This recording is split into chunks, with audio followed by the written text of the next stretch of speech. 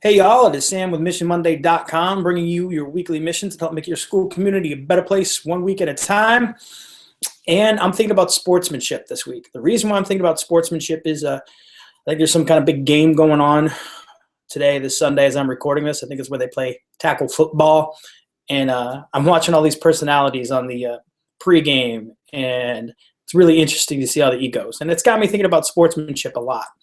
So we're going to do same mission this week, and it's going to be sportsmanship themed for student, staff, parents, volunteers, all those key community stakeholders. And what it's going to be, and it could be at recess, it could be in a competition at a varsity level, it could be at a club game, it could be in practice. But anytime you are engaged in one of those play kind of activities, or you are participating, watching one of those play kind of activities, or you're coaching, whatever the case may be, I want you to practice good sportsmanship, but I want us to be more specific. Here's what I mean. If something doesn't go your way, what I want you to do is let go of the frustration that it didn't go your way, say something positive, and get your head back in the game and try to have fun and do your best in whatever happens next. Now, that might be if you're out at recess and something doesn't go your way, when you're playing kickball or whatever the case may be, just tell one of your buddies that you're playing kickball, hey, man, you're really fast. We're going to still take care of this. Or, man, it's a great day outside. I'm sure glad we get to play kickball. And whatever happened that you didn't like, let it go and move on and have fun. If we are not somebody who's participating, not one of our student athletes, but somebody that's in the crowd or somebody that's coaching, sometimes that's hard for us too.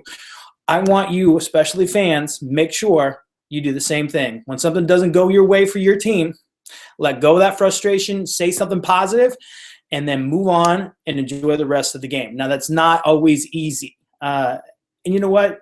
What you say positive doesn't even need to make sense. If a referee blows a call, which is okay, that happens. None of our coaches coach perfect games. None of our kids play perfect games. I don't know why everybody expects the referee to referee a perfect game. They're going to make mistakes too. But let's say a ref blows a call, and you're angry about it, and you really want to say something to that referee. Instead of yelling at the referee, if you just say, oh my gosh, this is the best popcorn I've ever had, maybe that'll be enough to stay positive, and then forget about whatever happened and move on to the next thing. Don't stay focused on that. I am reminded that earlier this year I was at a wrestling competition at the school where I serve as superintendent. One of our wrestlers, great kid, fine young man, lost his first match of the season. And that was pretty tough for him, I could tell. But as he walks off the mat, he shakes his coach's hand and goes, that's all right. I'll get it figured out. It's exactly what I'm talking about. That's the kind of sportsmanship that I think that we can practice.